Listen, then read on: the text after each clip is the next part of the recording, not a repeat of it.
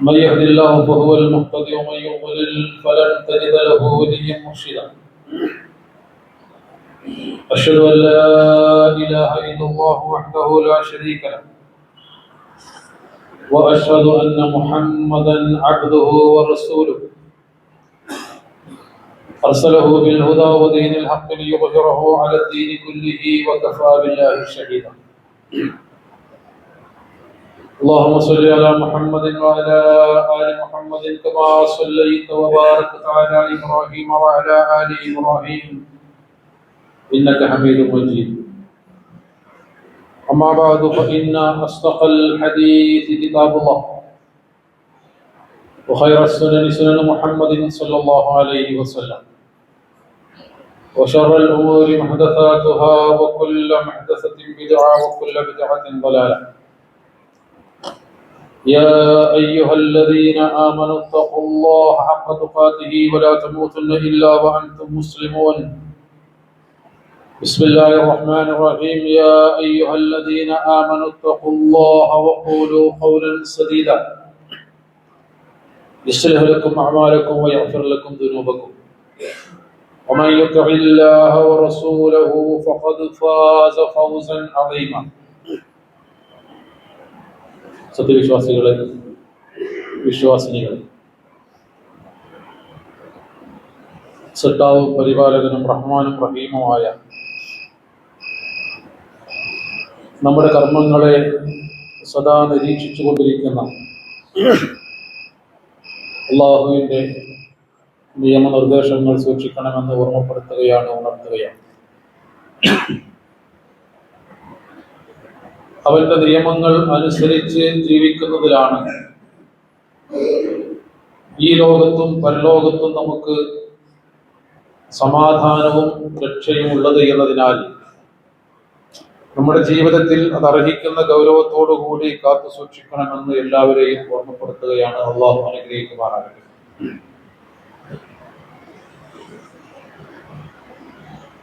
നമ്മുടെ ചുറ്റുപാടുകളിൽ നടക്കുന്ന, നമ്മൾ കാണുകയും കേൾക്കുകയും ചെയ്യുന്ന ഓരോ കാര്യങ്ങളിലും ഒരു വിശ്വാസിയെ സംബന്ധിച്ച് ഗുണപാഠങ്ങളുണ്ട്, പഠിക്കുവാനും ആലോചിക്കുവാനും ചിന്തിക്കുവാനും ഉണ്ട് എന്നത് ഖുർആൻ നമ്മളെ ഉത്ബോധിപ്പിക്കുന്ന ഏറ്റവും പ്രധാനപ്പെട്ട ഒരു താല്പര്യമാണ്. നിങ്ങൾ ഭൂമിയിലൂടെ സഞ്ചരിക്കുക, എന്നിട്ട് കാര്യങ്ങൾ കണ്ടു മനസ്സിലാക്കി വിലയിരുത്തി അതിൽ നിന്ന് പാഠം ഉൾക്കൊള്ളുക എന്ന് ഖുർആൻ പറഞ്ഞിട്ടുണ്ട്. സിറൂ ഫിൽ അർള്, ഭൂമിയിലൂടെ നിങ്ങൾ സഞ്ചരിക്കണം എന്നാണ്. അത് പടച്ചതമ്പുരാന്റെ സൃഷ്ടി വൈഭവങ്ങളെ കണ്ടു മനസ്സിലാക്കുവാനും അതിൽ നിന്ന് ഇബറത്ത്, പാഠം ഉൾക്കൊള്ളുവാനും തന്നെ കുറിച്ച് തന്നെ മനസ്സിലാക്കുവാനും ഈ പ്രപഞ്ചത്തിന്റെ സൃഷ്ടാവിനെ കുറിച്ച് അറിയുവാനും ഒക്കെ സഹായിക്കുന്നതാണ്. ആധുനിക ലോകത്ത് നമുക്ക് വാർത്താ മാധ്യമങ്ങൾ, മറ്റ് സാങ്കേതിക വിദ്യകളൊക്കെ ഇത്രമേൽ വിപുലമായ കാലത്ത് ലോകത്തിന്റെ ഏത് കോണിൽ നടക്കുന്ന സംഭവങ്ങളും നമ്മുടെ സ്വീകരണ മുറിയിലേക്ക് ഓടിയെത്തുകയാണ്. അത് കാണുമ്പോഴും കേൾക്കുമ്പോഴും വായിക്കുമ്പോഴും ഒക്കെ നമുക്കുണ്ടാകേണ്ടതും അങ്ങനെ ഒരു ചിന്തയാണ്. എല്ലാത്തിലും ഗുണപാഠമുണ്ട്. ചിന്തിക്കുന്നവനാണ്, മനനം ചെയ്യുന്നവനാണ്, ആലോചിക്കുന്നവനാണ്, കാര്യങ്ങളെ കുറിച്ച് എല്ലാം കേൾക്കുകയും അതിൽ നിന്ന് നല്ലത് ഉൾക്കൊള്ളുകയും ചെയ്യുന്നവനാണ് വിശ്വാസി എന്ന് പല പല ഇടങ്ങളിലായി ഖുർആൻ പറഞ്ഞിട്ടുണ്ട്. അല്ലദീന യസ്തമിഊനൽ ഖൗല ഫയത്തബിഊന അഹ്സന, എല്ലാം കേൾക്കുകയും അതിൽ നിന്ന് ഏറ്റവും അഹ്സനായതിനെ, ഉത്തമമായതിനെ സ്വീകരിക്കുകയും ചെയ്യുക എന്നതൊക്കെ നമ്മുടെ ക്വാളിറ്റിയായി പറഞ്ഞു. ദുരന്തങ്ങളായിരുന്നാലും ശരി, സന്തോഷ വർത്തമാനങ്ങളായിരുന്നാലും ശരി, സങ്കടമുള്ള കാഴ്ചകളായിരുന്നാലും സന്താപമുള്ള കാഴ്ചകളായിരുന്നാലും ശരി, എല്ലാത്തിലും നമുക്ക് ഗുണപാഠമുണ്ട് എന്നാണ് ഞാൻ സൂചിപ്പിച്ചത്. ഇപ്പോ ലോസ് ആഞ്ചലസിൽ പടർന്നു പിടിച്ച വലിയ കാട്ടുതീ നമ്മുടെ മുമ്പിൽ നിരന്തരമായ വാർത്തകളായി വന്നുകൊണ്ടിരിക്കുകയാണ്. അതിനെ പല രൂപത്തിൽ നോക്കിക്കാണുകയും അതിനെ വ്യാഖ്യാനിക്കുകയും അവതരിപ്പിക്കുകയും ഒക്കെ ചെയ്യുന്ന ഒരുപാട് വാർത്തകൾ നമുക്ക് കേൾക്കാൻ സാധിച്ചു. ഒരു വിശ്വാസിയെ സംബന്ധിച്ച് ഏതെങ്കിലും ഒരു രാജ്യത്ത് ഒരു ദുരന്തമുണ്ടാകുമ്പോൾ അതിൽ പ്രത്യേകമായി ഒരു സന്തോഷവും ഉണ്ടാകേണ്ടതില്ല. ഒരു പക്ഷെ അള്ളാഹുവിന്റെ പരീക്ഷണമായിരിക്കാം, അല്ലെങ്കിൽ സ്വാഭാവികമായ ഒരു പ്രകൃതി പ്രതിഭാസമായിരിക്കാം, അല്ലെങ്കിൽ നമുക്കറിയാത്ത എന്തെങ്കിലുമൊക്കെ കാര്യകാരണങ്ങൾ അതിന് പിറകിലുണ്ടായിരിക്കാം. ഏതായിരുന്നാലും ജനുവരി 7 മുതൽ അവിടെ വലിയ രൂപത്തിൽ തീ ആളിപ്പടർന്ന് ഏതാണ്ട് 60 മുതൽ 110 കിലോമീറ്റർ വേഗതയിൽ കാറ്റടിച്ചു. ആ കാറ്റ് ഈ തീയെ നിയന്ത്രിക്കുവാൻ കഴിയാത്ത അത്രയും ഭീകരമായ അവസ്ഥയിലേക്ക് മാറ്റി. 110 കിലോമീറ്ററിൽ കാറ്റടിക്കുക എന്ന് പറഞ്ഞാൽ വളരെ ഭീകരമായ അവസ്ഥയാണ്. പ്രത്യേകിച്ച് വരൾച്ച ബാധിച്ചു കിടക്കുന്ന ഒരു പ്രദേശമായതുകൊണ്ട് അതിന്റെ രൂക്ഷത ഏറ്റുന്ന കാര്യങ്ങളാണ് അതൊക്കെ എന്ന് പറഞ്ഞാൽ.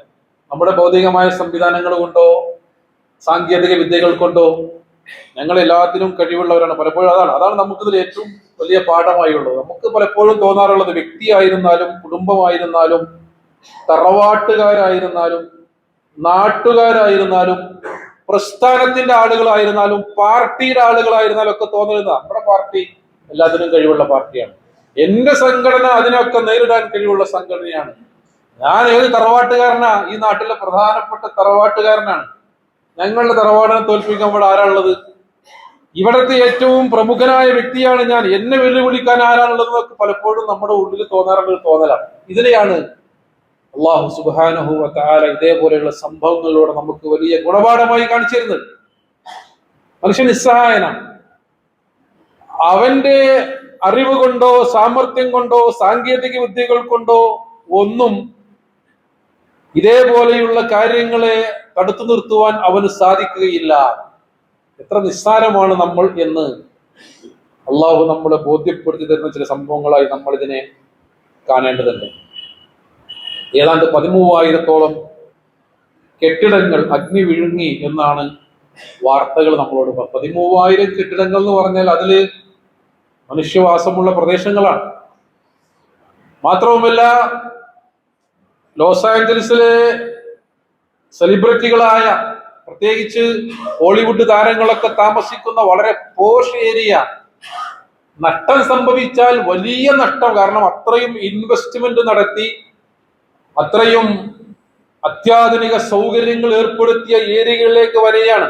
ഏതാണ്ട് 40,000 ഏക്കർ സ്ഥലത്ത് ഈ തീ പടർന്നു എന്നാണ്. 40,000 ഏക്കർ സ്ഥലത്ത് തീ പടരുമാറ് നമ്മുടെ എല്ലാ സന്നാഹങ്ങളും പരാജയപ്പെടും, എല്ലാ സംവിധാനങ്ങളും പരാജയപ്പെടും. ലോകത്ത് എല്ലാം നിയന്ത്രിക്കുന്ന ലോക പോലീസാണ് എന്നറിയപ്പെടുന്ന, ലോകത്ത് മറ്റേത് രാഷ്ട്രങ്ങളിലും പ്രശ്നമുണ്ടാകുമ്പോൾ അവിടെ എത്തിപ്പെടുകയും അതിൽ അഭിപ്രായം പറയുകയും അതിനെ നിയന്ത്രിക്കുകയും അതിൽ ഇടപെടുകയും ചെയ്യുന്ന ഒരു വലിയ രാജ്യം തലകുനിച്ചു പോവാണ്.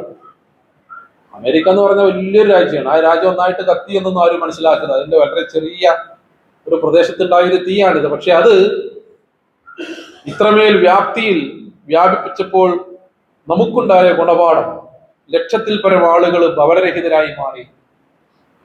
അതിലേറെ ആളുകൾ പലായനം ചെയ്യുകയാണ്. ലോകത്ത് ഇന്ന് ഏറ്റവും വലിയ ഒരു പ്രശ്നം എന്ന് പറഞ്ഞാൽ പലായനമാണ്. തിരിച്ച നാട്ടിൽ ജീവിക്കുവാൻ കഴിയാതെ മനുഷ്യർ നെട്ടോട്ടമോടുന്നത് എന്തുകൊണ്ടാണ്?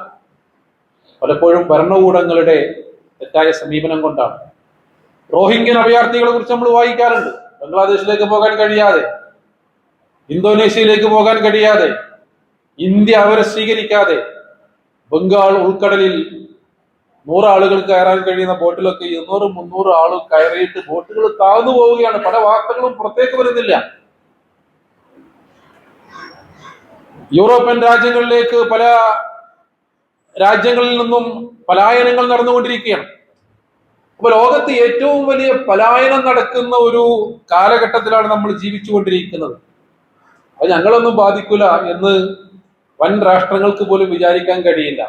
അവിടെയുള്ള ആളുകളും പലായനത്തിന് വിധേയരായി. ഭരണ സംവിധാനങ്ങൾ പരാജയപ്പെട്ടു പോവുകയാണ്. ഇത് പ്രകൃതിയിൽ ഇങ്ങനെ ഒരു പ്രശ്നമുണ്ടാകുമ്പോൾ മറുഭാഗത്ത് നോക്കൂ നിങ്ങൾ, നമ്മൾ തന്നെ, മനുഷ്യൻ തന്നെ ആലോചിക്കാനുള്ള ഒന്നുകൂടിയാണിത്. മനുഷ്യൻ തന്നെ മനുഷ്യരെ ചുട്ടരിക്കുകയും കൊന്നുകളയുകയും അതേപോലെ തന്നെ ആട്ടിയോടിക്കുകയും സ്വന്തം നാട്ടിൽ ജീവിക്കാൻ അനുവദിക്കാതിരിക്കുകയും നമ്മൾ തന്നെ തീ ഉണ്ടാക്കി ആളുകളുടെ മേലെ വർഷിക്കണം. വിശുദ്ധ ഖുർആനിൽ സൂറ വാഖിയയിൽ അല്ലാഹു സുബ്ഹാനഹു വ തആല 58 മുതൽ 74 വരെ ആയത്തുകളിൽ അള്ളാഹുവിന്റെ ഒരുപാട് ദൃഷ്ടാന്തങ്ങളൊക്കെ ചിന്തിക്കാൻ പറഞ്ഞിട്ടുണ്ട്. അതിൽ രണ്ടെണ്ണം എന്താ അറിയാം? രണ്ടെണ്ണം, ഒന്ന് തീയെ കുറിച്ചാണ്, മറ്റൊന്ന് വെള്ളത്തെ കുറിച്ചാണ്. ഈ വെള്ളം, വായു, തീ എന്നൊക്കെ പറഞ്ഞാൽ പടച്ചതമ്പുരാൻ മനുഷ്യന്റെ ജീവിതത്തിന് അനിവാര്യമായും ഈ ഭൂമിയിൽ ഏർപ്പെടുത്തിയ അടിസ്ഥാന സംവിധാനങ്ങളാണ്. പക്ഷെ വെള്ളം പിടുത്തം വിട്ടു കഴിഞ്ഞാൽ അത് മനുഷ്യന്റെ ഏറ്റവും വലിയ നാശത്തിന് കാരണമാകും. വെള്ളപ്പൊക്കം ഉണ്ടാകാറുണ്ട്, അണക്കെട്ടുകൾ പൊട്ടിയിട്ട് വലിയ ദുരന്തങ്ങൾ ഉണ്ടാകാറുണ്ട്, പേമാരി നിരന്തരമായി വർഷിച്ചാൽ നമ്മുടെ കയ്യിൽ നിന്ന് പോവാണ്. കാറ്റ്, വായുവാണ് കാറ്റായി മാറുന്നത്. ഈ ഭൂമിയിൽ നമുക്ക് ജീവിക്കാൻ അത്യന്താപേക്ഷിതമായ ഈ വായു അതിന്റെ കൺട്രോൾ പോകുമ്പോഴാണ് ഈ പറഞ്ഞ പോലെ കാറ്റായി മാറുന്നത്. വിശുദ്ധ ഖുർആൻ ചോദിക്കുന്നുണ്ട്, അഫറഅയ്തുമുൽ മാഅ അല്ലദീ തശ്റബൂൻ, സൂറ വാഖിയയിൽ. അങ്ങനെ 10-18ഓളം ആയത്തുകളിൽ ഇങ്ങനെയുള്ള ചോദ്യങ്ങളാണ്. അഫറഅയ്തുമുൽ മാഅ അല്ലദീ തശ്റബൂൻ, നിങ്ങൾ ആലോചിച്ച് നോക്കിയിട്ടുണ്ടോ? നിങ്ങൾ കുടിക്കുന്ന വെള്ളത്തെ കുറിച്ച് നിങ്ങൾ ആലോചിച്ച് നോക്കിയിട്ടുണ്ടോ?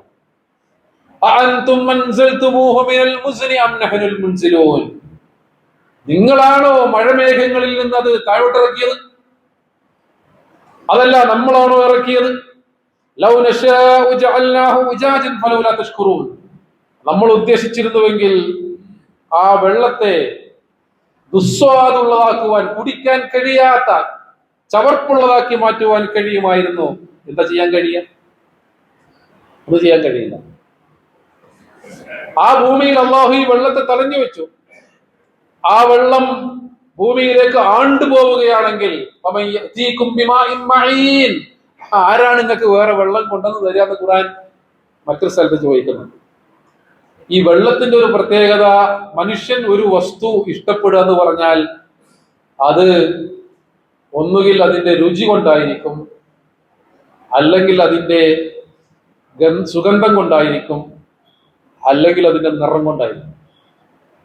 ഈ 3 സംഗതി കൊണ്ടാണ് അടിസ്ഥാനപരമായി മനുഷ്യന് സാധനം ഇഷ്ടപ്പെടുക.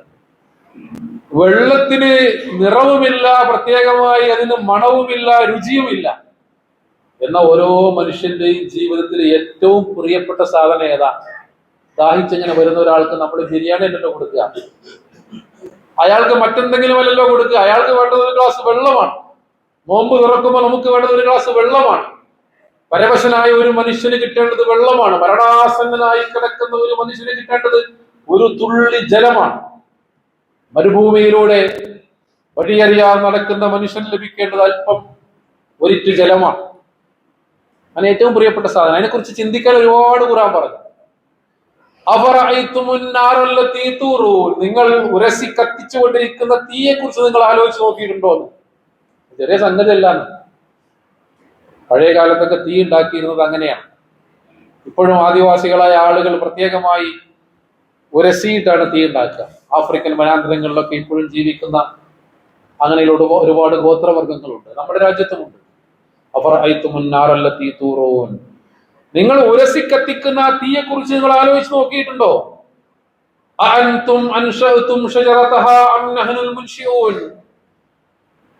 നിങ്ങളാണോ ആ അതിന്റെ മരത്തെ സൃഷ്ടിച്ചുണ്ടാക്കിയത്, അതല്ല നമ്മളാണെന്ന്? പച്ചയാ മരത്തിൽ നിന്നും തീ നിറച്ചവൻ അല്ലാഹു എന്ന് മലയാളത്തിൽ കവി പാടിയതാണ്.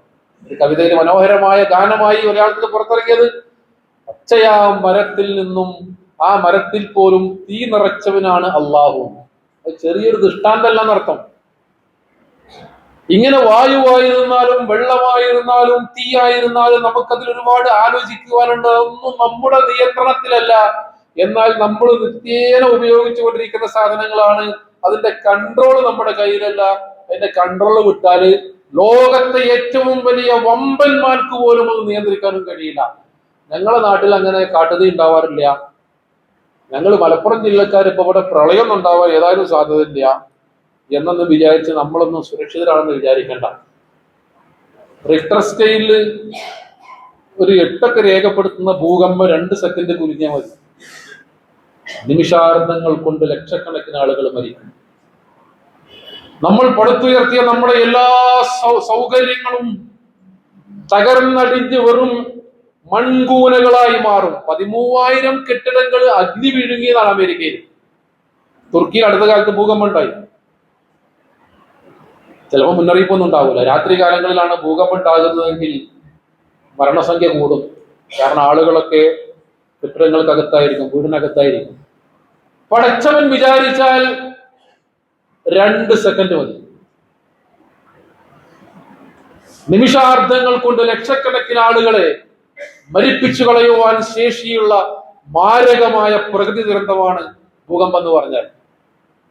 മുല്ലപ്പെരിയാർ അണക്കെട്ടിനെ കുറിച്ചൊക്കെ നമ്മൾ ഇടക്കിടക്ക് വാർത്ത വരുമല്ലോ. കേരളത്തിലെ 3 ജില്ലകൾ നാമാവശേഷമാകും, കേരളത്തിന്റെ ഭാവി തന്നെ വലിയ അപകടത്തിലാണെന്നൊക്കെ പറഞ്ഞിട്ട്. അപ്പൊ നമ്മളൊന്നും സുരക്ഷിതരല്ല എന്നുള്ള വലിയ ബോധം, അതിനിടയിലാണ് നമ്മൾ മനുഷ്യനായി മറ്റുള്ള ജനങ്ങൾക്ക് മുകളിൽ ഇതേപോലെയുള്ള അപകടങ്ങൾ ഉണ്ടാക്കുന്നത്. ഇപ്പോ ഗസയുമായി ബന്ധപ്പെട്ട ഒരു വെടിനിർത്തൽ ചർച്ചയ്ക്ക് നടന്നുകൊണ്ടിരിക്കുകയാണ്. എന്താണ് നടന്നത്? പ്രകൃതിയിൽ ഉണ്ടാകുന്ന ഈ ദുരന്തങ്ങൾ നമുക്ക് തടുക്കാൻ കഴിയില്ല, പരിമിതികളുണ്ട്.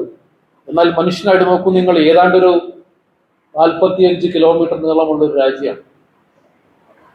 ഒരു 15 കിലോമീറ്റർ വീതി ഉണ്ടാകും. ലോകത്തെ ഏറ്റവും ജനസാന്ദ്രത കൂടിയ ഒരു പ്രദേശത്ത് 1.5 വർഷമായി ഈ ഭൂമിയിലെ മുഴുവൻ ലഭ്യമായ യുദ്ധസാമഗ്രികളും കൊണ്ടുപോയിട്ടാണ്. 40,000 ആളുകൾ കൊല്ലപ്പെട്ടു എന്ന് ഔദ്യോഗികമായ കണക്ക്. 40,000 ആളുകൾ. ആ കൊല്ലപ്പെട്ടവരിൽ ബഹുഭൂരിഭാഗവും സ്ത്രീകളും കുഞ്ഞുങ്ങളുമാണ്.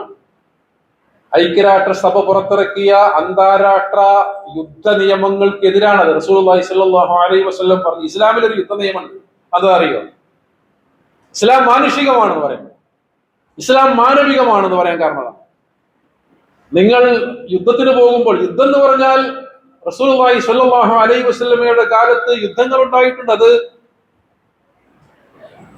ദേശരാഷ്ട്ര സങ്കല്പങ്ങൾ നിലനിന്നിരുന്ന കാലത്ത് യുദ്ധം എന്ന് പറഞ്ഞാൽ അനിവാര്യമായ സംഗതിയാണത്. പ്രവാചകൻ യുദ്ധത്തിന് നേതൃത്വം കൊടുത്തു. പ്രവാചകന്റെ കാലത്ത് യുദ്ധം ഉണ്ടായി എന്ന് പറയുമ്പോൾ പലപ്പോഴും ഇസ്ലാമിന്റെ വിമർശകരായ ആളുകൾ പറയും, ഇസ്ലാം എന്ന് പറഞ്ഞാൽ വാളുകൊണ്ട് പ്രചരിച്ചതാണ്, യുദ്ധത്തിന്റെ മതമാണ്. അല്ല, ഇസ്ലാമിലുണ്ടായ നബി സല്ലല്ലാഹു അലൈഹി വസല്ലം നേർക്കുനേരെ പങ്കെടുത്ത് നേതൃത്വം കൊടുത്തതും അല്ലാത്തതുമായ യുദ്ധങ്ങളിലോ യുദ്ധസന്നാഹങ്ങളിലോ ആകെ കൊല്ലപ്പെട്ട ആളുകളുടെ എണ്ണം 1025 ആളുകളാണ്. ശത്രുപക്ഷത്തു നിന്നും മുസ്ലിങ്ങളുടെ പക്ഷത്തു നിന്നും കൂടെ ആകെ കൊല്ലപ്പെട്ടു. ഒരു 250 ചില്ലോനം ആളുകൾ മുസ്ലിങ്ങളുടെ ഭാഗത്തു നിന്നും 750 ചില്ലോനം ആളുകൾ ശത്രുക്കളുടെ ഭാഗത്തു നിന്നുമാണ്. ഈ ബദറും മുഹദും ഹന്തക്കും ഹുനൈനും അല്ലാതെ സ്വഹാബത്തിന്റെ നേതൃത്വത്തിൽ നടന്ന 10-20ഓളം യുദ്ധങ്ങളോ യുദ്ധസന്നാഹങ്ങളോ ഉണ്ട്, അതിലെല്ലാം കൂടി കൊല്ലപ്പെട്ടത്. എന്നാലും പറയും ഇസ്ലാം എന്ന് പറഞ്ഞാൽ അതാണ്. അത് ദേശരാഷ്ട്ര സങ്കല്പങ്ങൾ നിലനിന്നിരുന്ന ഒരു കാലത്ത് ആ രാഷ്ട്രങ്ങളുടെ ഭരണ സംവിധാനത്തിന്റെ ഭാഗമായിരുന്നു ഇങ്ങനെ രാഷ്ട്രം വികസിപ്പിക്കാനുള്ള യുദ്ധം എന്ന് പറഞ്ഞാൽ, അല്ലെങ്കിൽ സുരക്ഷയുടെ ഭാഗമായി, പ്രതിരോധത്തിന്റെ ഭാഗമായി. ഇതല്ലല്ലോ. 60 ലക്ഷം യഹൂദന്മാരെ വംശവരിയുടെ പേരിൽ കൊന്ന് അവരുടെ രക്തം കൊണ്ട് കൈ കഴുകിയ ആളാണ് ഹിറ്റ്ലർ എന്ന് പറഞ്ഞാൽ. ഹിറ്റ്ലറെ പിടിക്കാൻ പോലും കിട്ടിയിട്ടില്ല. ഹിറ്റ്ലർ ഒരു ബങ്കറിന്റെ ഉള്ളിൽ കയറിയിട്ട് തലക്ക് വെടിവെച്ച് മരിക്കുക. ഭൗതിക കോടതിക്ക് അദ്ദേഹത്തെ വിചാരണ ചെയ്യാൻ പോലും കഴിഞ്ഞിട്ടില്ല. അപ്പോ അതിന് തക്കതായ പ്രതിഫലം കൊടുക്കുന്ന ഒരു ലോകം വേണ്ടേ? അത് വേണമെന്നാണ്. അതാണ് പരലോകം എന്ന് പറഞ്ഞാൽ മനുഷ്യ ബുദ്ധിയുടെ തേട്ടാണ്, സ്വാഭാവികമായി ഉണ്ടാകണം. 80% കെട്ടിടങ്ങളും തകർത്തു ഗസയിൽ. അൽ ഷിഫ ആശുപത്രി ഉൾപ്പെടെയുള്ള 3ഓളം ആശുപത്രികളിൽ നിന്ന് കുഴിമാടങ്ങൾ കണ്ടെടുത്തു. 560ഓളം മൃതദേഹങ്ങളാണ്. ആധുനിക ലോകത്ത് ലോകരാഷ്ട്രങ്ങളൊക്കെ നോക്കുകുത്തികളായി നിൽക്കുക. 560ഓളം മൃതദേഹങ്ങൾ. ഈ മൃതദേഹങ്ങള് കാണാതായ അങ്ങനെ കുടുംബക്കാർ വരികയാണ്. കുഴിമാട് ഇങ്ങനെ കുഴിച്ചിട്ട് നോക്കുമ്പോ കുട്ടികളും സ്ത്രീകളും, കയ്യിൽ ബാൻഡേജ് ഉള്ള മൃതദേഹങ്ങൾ, കത്തീറ്ററുകളുള്ള മൃതദേഹങ്ങൾ എന്ന് പറഞ്ഞാൽ നമ്മൾ മൂത്രത്തിടുന്ന പൈപ്പ് ഉണ്ടല്ലോ, അതോടുകൂടിയുള്ള മൃതദേഹങ്ങൾ. 560ഓളം മൃതദേഹങ്ങൾ ആശുപത്രിയുടെ മുറ്റത്ത് നിന്നും കുഴിച്ചെടുത്തത് ഇക്കൊല്ലമാണ്. എന്നിട്ട് പാവങ്ങളായ ആളുകൾ തങ്ങളുടെ കുട്ടികളുടെയും സ്ത്രീകളുടെയും കുടുംബക്കാരുടെയും വസ്ത്രം നോക്കിയിട്ട് അതെന്റെ കുഞ്ഞാണ്, ഇതെന്റെ ഭാര്യയാണ്, ഇതെന്റെ സഹോദരിയാണെന്ന് പറയാം. ആലോചിച്ച് നോക്കൂ നിങ്ങൾ. ഇതൊക്കെ ചോദ്യം ചെയ്യപ്പെടുന്ന ഒരു ലോകമില്ലെങ്കിൽ പിന്നെ ഈ ജീവിതത്തിന് എന്താ അർത്ഥമുള്ളത്? നിങ്ങളെ നാം വെറുതെ സൃഷ്ടിച്ചതാണ് നിങ്ങൾ വിചാരിക്കുന്നുണ്ടെന്ന് ഖുർആൻ ചോദിക്കുന്നു. നമ്മുടെ അടുത്തേക്ക് നിങ്ങൾ മടങ്ങി വരില്ല എന്ന് നിങ്ങൾ വിചാരിക്കുന്നുണ്ട്. ബെഞ്ചമിൻ നെതന്യാഹു എന്ന് പറയുന്ന ഇസ്രായേലിന്റെ പ്രധാനമന്ത്രി പറഞ്ഞത് അമാലിക്കുകളോട് പെരുമാറിയതുപോലെ ഈ ഗസയിലെ മനുഷ്യരോട് പെരുമാറണം. അമാലിക്കുകൾ എന്ന് പറഞ്ഞാൽ ബൈബിളില് പഴയ നിയമത്തില് ഇസ്രായേലിന്റെ ശത്രുക്കളായി ഉണ്ടായിരുന്ന ഒരു നൊമാഡിക് ഗ്രൂപ്പിന്റെ പേരാണ് അമാലിക്കുകൾ എന്ന് പറഞ്ഞാൽ. ചരിത്രം നമുക്ക് വായിക്കാൻ പറ്റും. അമാലിക്കുകൾ എന്ന് പറഞ്ഞാൽ അപരിഷ്കൃതരായ നാടോടികളായ ഒരു വിഭാഗമായിരുന്നു. അവരെ നശിപ്പിക്കുന്നു പറഞ്ഞാൽ മനുഷ്യരെയും കുഞ്ഞുങ്ങളെയും സ്ത്രീകളെയും വൃക്ഷങ്ങളെയും മൃഗങ്ങളെയും കൃഷിയിടങ്ങളെയും ഭവനങ്ങളെയും ഒന്നിനെയും ബാക്കി വെക്കാത്ത പ്രതികാര നടപടിയാണ് അമാലിക്കുകൾക്കെതിരെ സ്വീകരിച്ചത്. അതേപോലെ ഗസക്കാരെ നിഷ്കാസനം ചെയ്യണം. ഇന്നിപ്പോ നമ്മൾ ഇങ്ങനെ മൊബൈലൊക്കെ തുറന്നിട്ട് യൂട്യൂബില് റീലിലൊക്കെ ഗസയുമായി ബന്ധപ്പെട്ട വാർത്ത കാണാൻ തന്നെ നമുക്ക് താല്പര്യമില്ല. അതൊക്കെ നമ്മൾ ഒഴിവാക്കിയ അബണ്ടന്റ് ന്യൂസ് എന്നാ പറയാ. നമ്മൾ ഒഴിവാക്കിയ വാർത്തകളാണ്. ഗസക്കാരുടെ നിലവിളികൾ, അവരുടെ കരച്ചിലുകൾ, അവരുടെ യാതനകൾ, അവരുടെ പ്രയാസങ്ങൾ. വിദ്യാലയങ്ങൾ തകർക്കപ്പെട്ടു, കലാലയങ്ങൾ തകർക്കപ്പെട്ടു, ഭവനങ്ങൾ തകർക്കപ്പെട്ടു, ലൈബ്രറികൾ തകർക്കപ്പെട്ടു. മനുഷ്യവാസയോഗ്യമായ ഏതാണ്ട് 90% പ്രദേശങ്ങളും തകർക്കപ്പെട്ടു. ഇപ്പൊ ലോകം ആലോചിക്കുന്ന എന്താ? ഗസ എങ്ങനെ പുനർനിർമ്മിക്കാൻ സാധിക്കുന്ന? കുറെ തകർക്കുക, കുറെ പുനർനിർമ്മിക്കുക. ഇങ്ങനത്തെ ഒരു ലോകത്താണ് സഹോദരങ്ങളെ നീതിക്ക് വേണ്ടി, ന്യായത്തിന് വേണ്ടി, ധർമ്മത്തിന് വേണ്ടി അത് മുറുകെ പിടിച്ചുകൊണ്ട് ജീവിക്കുക എന്ന് പറഞ്ഞാൽ ചെറിയ സംഗതി ഒന്നല്ല. അതുകൊണ്ട് ഗസയിലെ ഒരു കുഞ്ഞിനെ പോലും ബാക്കിയാക്കരുത്, ഒരു മനുഷ്യനെ പോലും ബാക്കിയാക്കരുത് എന്നൊക്കെ ക്യാമറക്ക് മുമ്പിൽ വന്നുകൊണ്ട് പരിഹാസപൂർവ്വം പറഞ്ഞ ആളുകള് കണ്ണീരുമായി നിൽക്കുന്ന കാഴ്ചകൾ നമ്മൾ കണ്ടു. വിശുദ്ധ ഖുർആൻ പറഞ്ഞൊരു കാര്യം,